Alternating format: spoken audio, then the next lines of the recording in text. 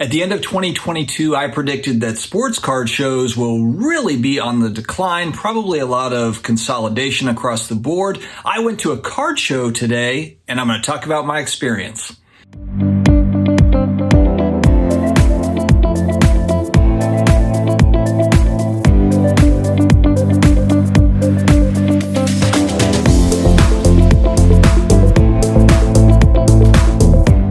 Hey guys, we have made it to the weekend. How is everybody doing? I feel pretty good too. I think I finally got some sleep. Today overall was a really good day. I went to my local Raleigh sports card show with my youngest son, who is a big Pokemon card collector. Usually kind of what we do is he's got $20 to pick out Pokemon cards with, and there's dollar boxes there. Sometimes we try to negotiate a little bit, but then there's a part of me that's kind of like, if I'm just paying $1 a card, I want to help support that dealer that's at the show, so I don't do any sort of heavy haggling. And so he gets to pick out 20 Pokemon cards to add to his collection that he likes. Everybody is happy. For new viewers out there, my youngest is autistic, and so for him, it's really fun to watch how he sees the world from his vantage point, from his perspective. He's got his own unique personality, just like a lot of kids do, but especially the way that he operates with his cards and just how particular he is, how he organizes,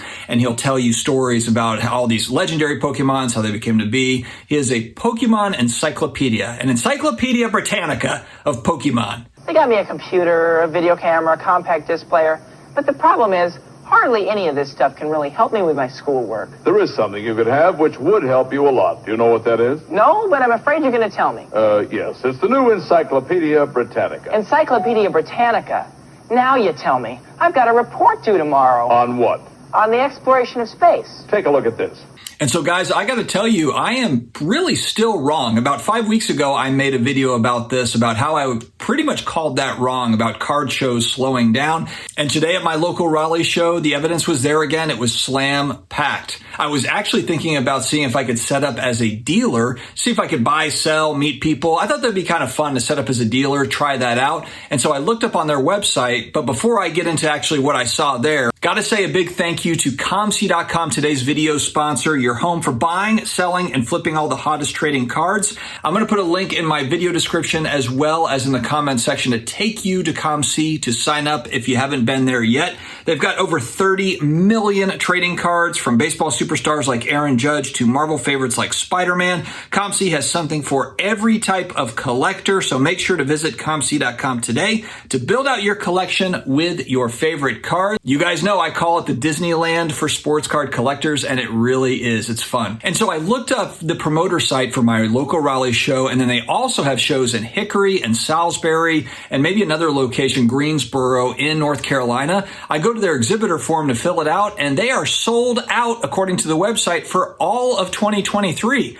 Guys, it's February of 2023, and they do shows every couple of months. They actually have shows every month if you're rotating different locations. And they're sold out. They're not even taking any sort of dealer applications. I guess I could maybe try to get in with a friend. That's why actually I was talking to dealers there. I was thinking, like, how does anybody get into these shows that's new? And basically that's what it is. Sometimes they will share, maybe they'll have a showcase and kind of share the cost of that. So maybe that's what I'm gonna have to do, is just make more friends at the Raleigh Card Show and maybe some of the other surrounding shows so that I can set up, because I think it would be fun to try to sell. I've been inspired by the sports card radios of the world that are buying, selling kind of smaller to mid-end cards, and I could do that too. I could do some more of that, selling a little bit more to help support my hobby habits. And so going back to shows again, there's just been a lot of speculation, and I'm not the only one that speculated on this. I think a lot of folks thought, hey, look, a lot of these local regional shows, there's just too many shows. Look at all the dealers that have to travel all over the place. They've got, this show is on the same weekend as that show. So you have certain dealers that have to split their time. But I think the thing that might be underestimated is the amount of local dealers and regional dealers, and someone like myself who's literally trying to get into my local show to set up a table just for the fun of it. can't do that. So, I know that there's a lot of, Instagram dealers. There's big dealers that have more of a social media presence that are on YouTube or that are on Instagram or Twitter or whatever. But those are just the ones that have the social media presence. There's also a ton of really big dealers and just really solid dealers that don't have that same social media presence. So it might give the impression that, oh, well, all these dealers, every dealer has to split time between Burbank and Dallas or whichever show, take your pick. But the reality is there's just a ton of dealers. We're all kind of mini dealers out here. I was talking with one of my viewers, hobby friends, Michael, and he was actually making this really great point. We were kind of going back and forth about it. We're all just kind of mini dealers. You see all the guys carrying around Pelican cases. The guy with the Pelican case is a dealer. He's just walking around the show. He's not necessarily set up with a table. And so even with kind of some of the economic uncertainty, people are going to shows. Now, I will say my local show, it's $5 for adults to get in, and then kids are in free, I think under 12 or 13. So, people can get into the show relatively inexpensively. It's a nice little afternoon out. People were there with their wives as well. So it wasn't as if it was just, I know my YouTube analytics say it's 97% men watching. A lot of females at this show, at my local show. So, it's kind of a family affair. It's looking to be more like a family affair for me as I go to more of these local shows. And that's kind of cool. It's cool to think that it's not just the same old folks out there. Now, as far as transactions go, I'm not going to sit here and say that at my Raleigh show, I saw stacks of hundreds being thrown down with a video camera and all the rest of it, the vlogging type stuff that you might see at some of the larger shows.